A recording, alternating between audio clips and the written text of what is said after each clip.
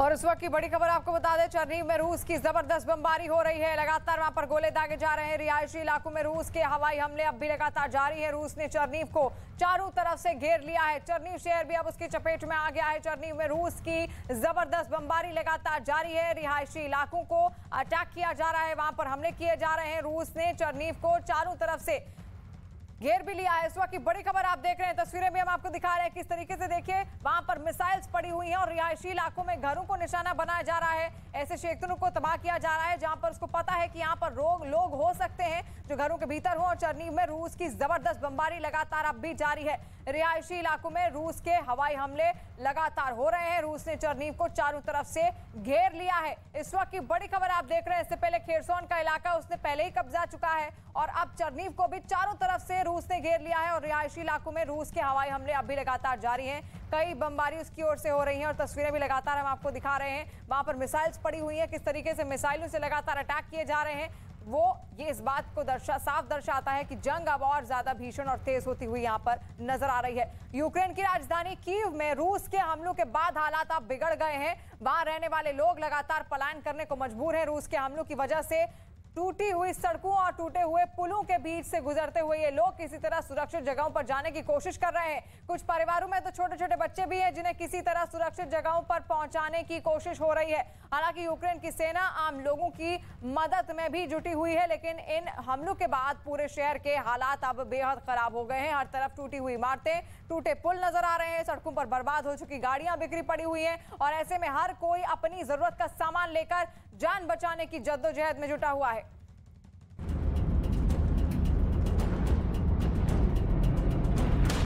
रूसी सेना चेर्नोबिल परमाणु प्लांट पर भी पूरी तरह से कब्जा जमा चुकी है। रूस के दावे के मुताबिक यहां कुछ ही घंटों की जंग के बाद रूस की सेना ने परमाणु प्लांट पर कब्जा कर लिया था। चेर्नोबिल परमाणु प्लांट वही जगह है जहां साल 1986 में दुनिया का सबसे भयानक परमाणु हादसा हुआ था। उस हादसे की वजह से वहां खतरनाक रेडिएशन फैला था और आज 35 साल बाद भी वहां जाना मौत के मुंह में जाने के बराबर है। लेकिन रक्षा विशेषज्ञों के मुताबिक चूंकि बेलारूस के जरिए चेर्नोबिल यूक्रेन की राजधानी कीव तक पहुंचने का सबसे छोटा रास्ता है, लिहाजा रूस की सेना इस शहर पर अपना कब्जा जमाना चाहती थी और वो अपने इस मकसद में कामयाब भी रही। चेर्नोबिल परमाणु संयंत्र हादसे के बाद से ही बंद पड़ा हुआ है। यूक्रेन में 15 न्यूक्लियर पावर प्लांट हैं। इनमें से 6 न्यूक्लियर पावर प्लांट सक्रिय नहीं हैं और 4 पावर प्लांट बंद हैं। फिलहाल यूक्रेन में 5 न्यूक्लियर पावर प्लांट ही सक्रिय हैं। साउथ यूक्रेन के खेमलिन, टिस्की और रिबने में भी परमाणु पावर प्लांट हैं, जिन पर रूस के हमले का खतरा मंडरा रहा है। रूस और यूक्रेन की जंग के दौरान रूसी सेना ने सबसे पहले 25 फरवरी को स्नेक आइलैंड पर कब्जा किया था। स्नेक आइलैंड काला सागर में मौजूद है और ये द्वीप यूक्रेन के ओदेसा शहर के नजदीक है। रूसी सेना ने अपने हमले के दौरान द्वीप पर मौजूद 13 यूक्रेनी सैनिकों को मारकर स्नेक आइलैंड पर अपना कब्जा जमा लिया था।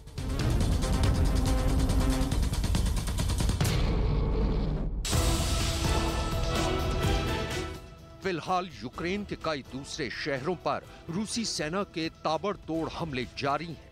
हालांकि यूक्रेन की सेना रूसी सेना का सामना बड़ी बहादुरी से कर रही है, लेकिन इस जंग का अंजाम क्या होगा, इस हकीकत से भी दुनिया अनजान नहीं है। रूस के राष्ट्रपति व्लादिमीर पुतिन इस बात का ऐलान पहले ही कर चुके हैं कि यूक्रेन की सेना के सरेंडर करते ही रूस सीज फायर का ऐलान कर देगा। लेकिन यूक्रेन की सेना रूस के सामने हथियार डालेगी, ऐसा दूर दूर तक नजर नहीं आ रहा है।